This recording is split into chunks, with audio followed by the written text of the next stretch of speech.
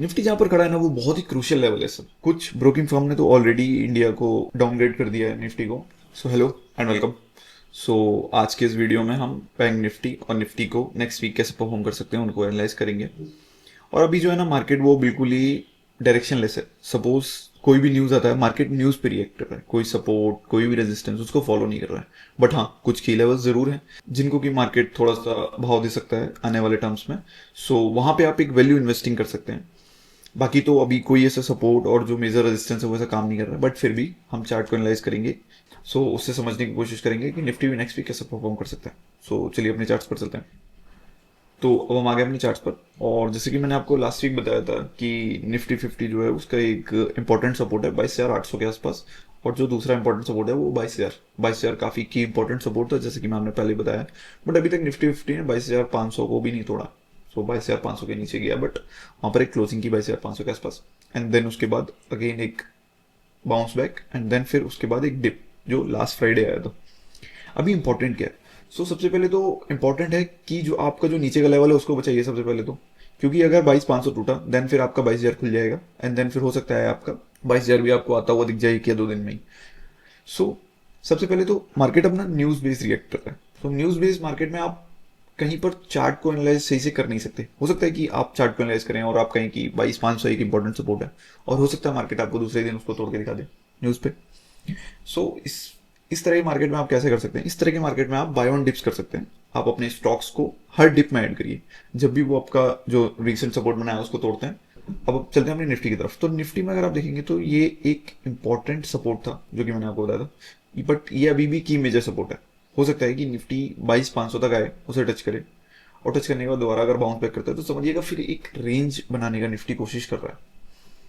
अगर in case 22,500 भी टूटता है देन तो फिर आपका 22,000 का नए टारगेट खुल ही जाएंगे।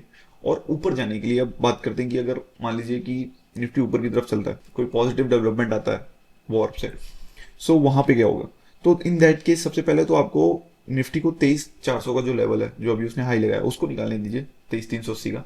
उसके ऊपर चलने दीजिए, उसके ऊपर चलने के बाद 23,750, ये इंपॉर्टेंट है। अगर इसको निफ्टी निकालना तो देन वहां पर एक कंफर्मेशन होगा कि हाँ अब निफ्टी एक अपना जो डाउन ट्रेंड है उसको निगेट कर रहा है, और वो हो सकता है एक छोटे फेज ऑफ कंसोलिडेशन में जाए या बड़े फेज में जाए। निफ्टी जहां पर खड़ा है ना वो बहुत ही क्रूशियल लेवल है सर। या तो निफ्टी ऊपर जाएगा या तो निफ्टी नीचे जाएगा। उस लेवल पर मेंटेन करना बहुत मुश्किल है समय निफ्टी के लिए, क्योंकि ऑलरेडी ओवरसोल्ड है मार्केट। जो वॉर थी अभी तक जो चल रही थी उसका कोई इम्पैक्ट नहीं आ रहा था अपनी इकोनॉमी पे इनिशियल डेज में, बट उसका इम्पैक्ट अब धीरे धीरे आपको दिखने लगेगा। धीरे क्रूड प्राइस महंगा हो गया है जो कि अब लॉन्ग टर्म जब महंगा रहेगा तो फिर वो आपकी ट्रांसपोर्टेशन पे इम्पैक्ट करेगा और जिससे आपकी सारी चीज़ें महंगी हो जाएंगी। इसका इफेक्ट पड़ेगा कंपनी की ग्रोथ पर।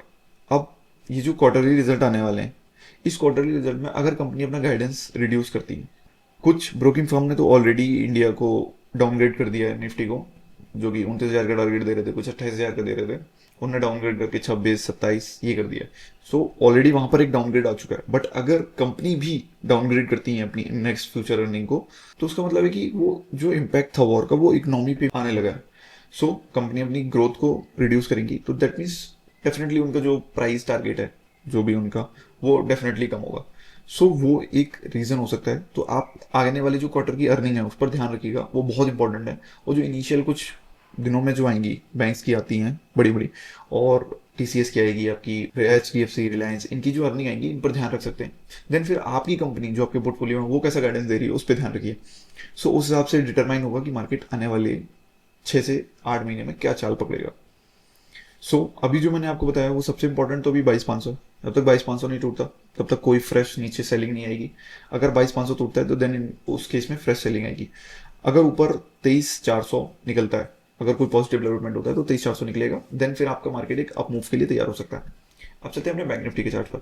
निफ्टी एक काफी ओवरसोल्ड जोन है, बट अगर आप देखेंगे तो बैंक निफ्टी में अभी भी स्कोप है नीचे जाने का।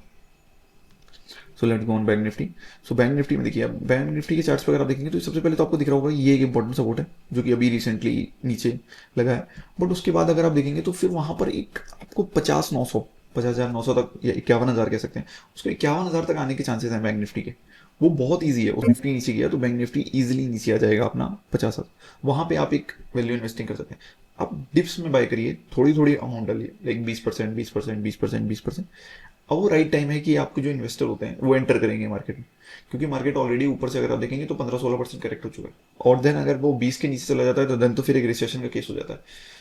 तो यहाँ से आपकी वैल्यू इन्वेस्टिंग चालू होगी, तो आप वैल्यू इन्वेस्टिंग पर ध्यान दे सकते हैं।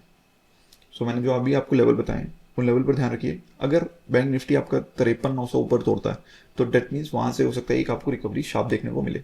और जैसे कि मैंने पहले भी बोला, न्यूज़ बेस्ड ट्रेडिंग इस समय हो रही है, सो उसमें लेवल्स उतने इंपॉर्टेंट भी नहीं रहते हैं, बट फिर भी आप इन लेवल्स को ध्यान में रख सकते हैं। और नेक्स्ट वीडियो के लिए मेरी टिल टाटा।